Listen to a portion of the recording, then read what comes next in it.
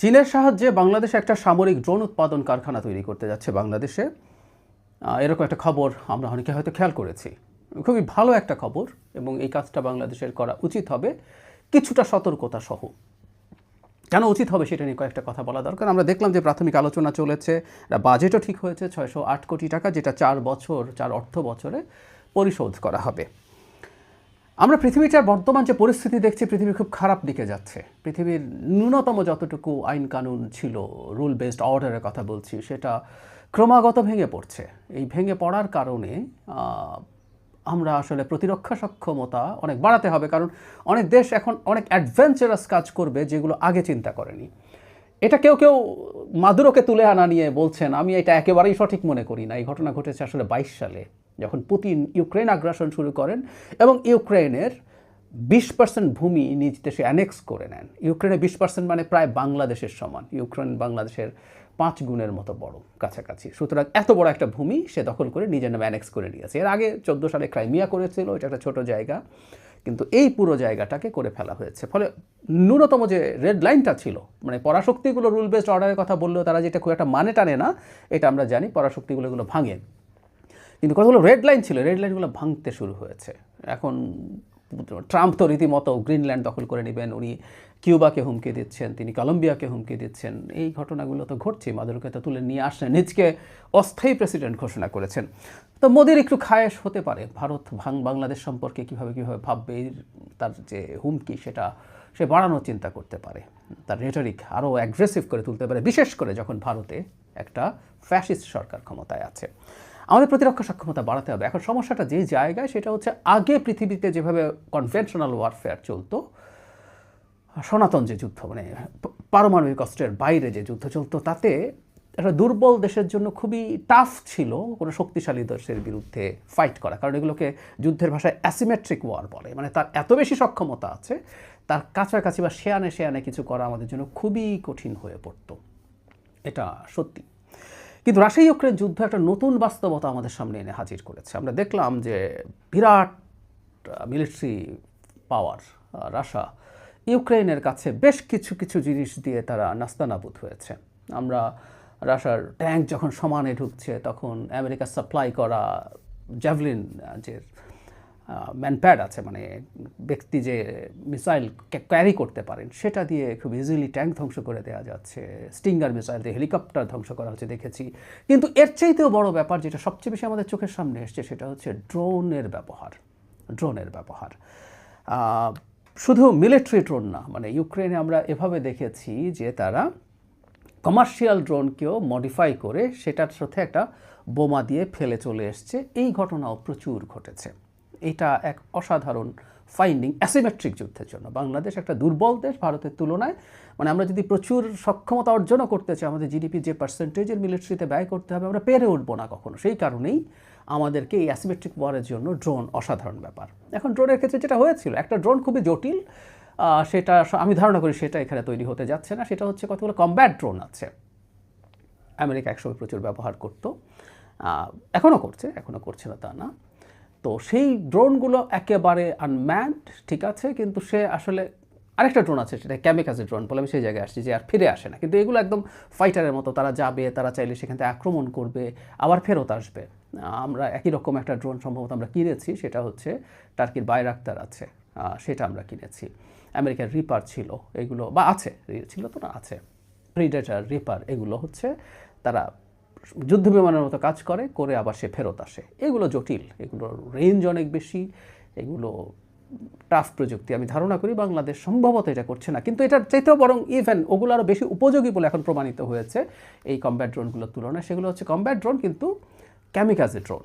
ক্যামিকাজের টার্মটা এসছে আসলে যে দ্বিতীয় বিশ্বযুদ্ধের সময় থেকে। জাপানের অনেক পাইলট ছিলেন, তারা অনেক জাহাজের ওপরে, মানে যখন তারা ঠিকমতো পেরে উঠতেন না, যে তারা যদি বাঁচতে চাইতেন তাদের পাল্টা অ্যান্টি এয়ারক্রাফট গুলি থেকে, তাহলে তারা ঠিকমতো অ্যাটাক করতে পারতেন না জাহাজ। তখন তারা যেটা করতেন, তারা ওই তাদের ফাইটার নিয়ে জাহাজের উপরে আছড়ে পড়তেন, সুইসাইড করতেন।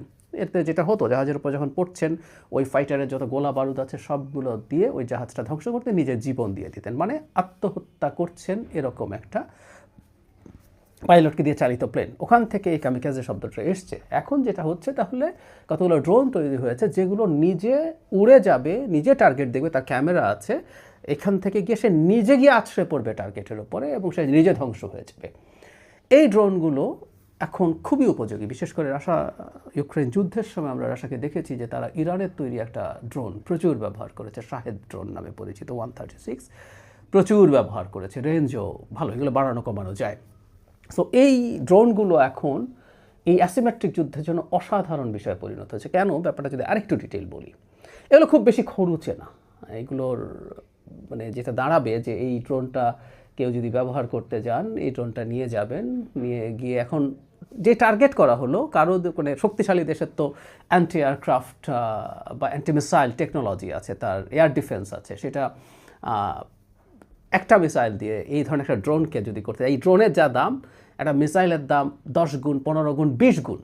কারণ একটা কথা সবসময় মনে রাখতে হয়, রেগুলার মিসাইলের চাইতে কিন্তু ওই ইন্টারসেপ্ট করা যে মিসাইলগুলো, রাশিয়ার S-400 আছে ভারতের কাছে, বা আমেরিকার যে সিস্টেমগুলো আছে, প্যাট্রিয়ট আছে, থার্ড আছে, এগুলো অনেক বেশি সফিস্টিকেটেড হতে হয়, কারণ ও আরেকটা মিসাইলকে ট্রেস করে পিন পয়েন্টে আঘাত করতে পারতে হয়। সো এগুলো সবসময় অনেক বেশি সফিস্টিকেটেড এবং এগুলো অনেক বেশি দামি হয়ে থাকে। তো তাহলে ব্যাপারটা যেটা দাঁড়ালো, প্রচুর ড্রোন গেল, দেখা গেল একটা সময় তাদের যে এয়ার ডিফেন্সের উপর প্রচণ্ড চাপ তৈরি করা সম্ভব এবং প্রচুর খরচ হয়ে যায়, 20 গুণ খরচ হয়ে যায়, 25 গুণ খরচ হয়ে যায় একটা ড্রোন ডাউন করতে। কিন্তু আবার ওই ড্রোনটা যদি তাদের কোনো হাই ভ্যালু টার্গেটের দিকে যেতে থাকে, ওই ড্রোনটা তাকে ইন্টারসেপ্টও করতে হয়।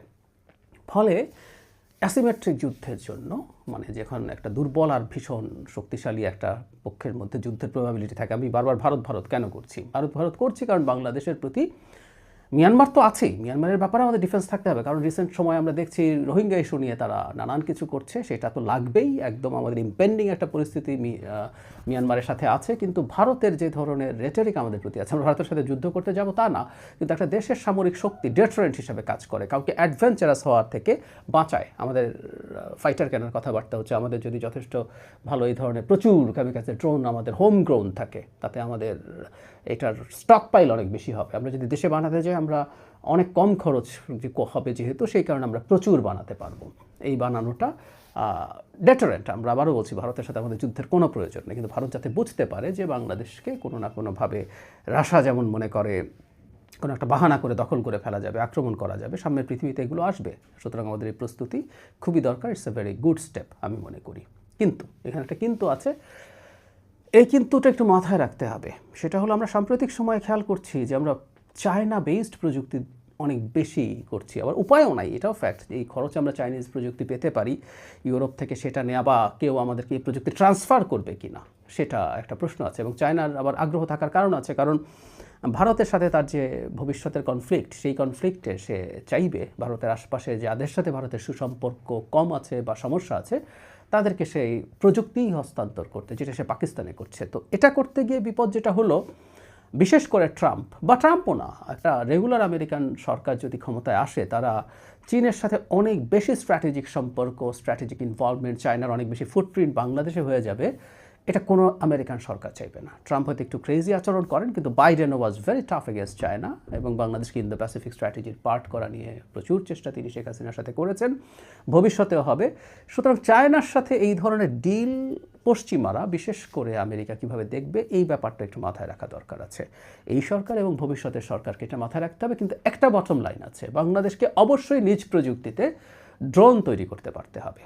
আমাদের এটা নিয়ে কোনো রকম কোনো কনফিউশনের কিছু নাই, এটা রাখতে হবে। এটার জন্য বাংলাদেশের যারা নিজেরা, মানে নিজের মানুষজনও যদি এই ধরনের ক্যাপেবল পাওয়া যায়, বিদেশে যদি কেউ থাকে, তাদেরকে এনে এই প্রযুক্তি ব্যবহার করে, বিশেষ করে কামিকাজের ড্রোন খুব টাফ জিনিস না, কারণ ওটা ফিরে আসবে না। ওটা কোনো রকম একবার আসলে তার নেভিগেশন সিস্টেমটা যদি ঠিকঠাক থাকে, ক্যামেরা তো আছেই, ড্রোন অপারেটর যদি এটাকে টার্গেটে নিয়ে যেতে পারে, তাহলে আসলে এই কাজটা করা যায়। আমাদের প্রচুর কামিকাজের ড্রোন লাগবে, আমরা যেন সেটা অর্জন করার চেষ্টা করি। আবারও বলছি, ভারতের সাথে যুদ্ধ বাঁধিয়ে দেওয়ার কোনো ইচ্ছা নেই, কিন্তু বাংলাদেশকে নিয়ে কেউ যেন অ্যাডভেঞ্চারাস না হয়ে ওঠে, যে যদি বাংলাদেশের সাথে যুদ্ধ করতে যায়, তারা ভালো করতেও পারে, কিন্তু তারও প্রচুর ক্যাজুয়ালিটির সম্ভাবনা আছে।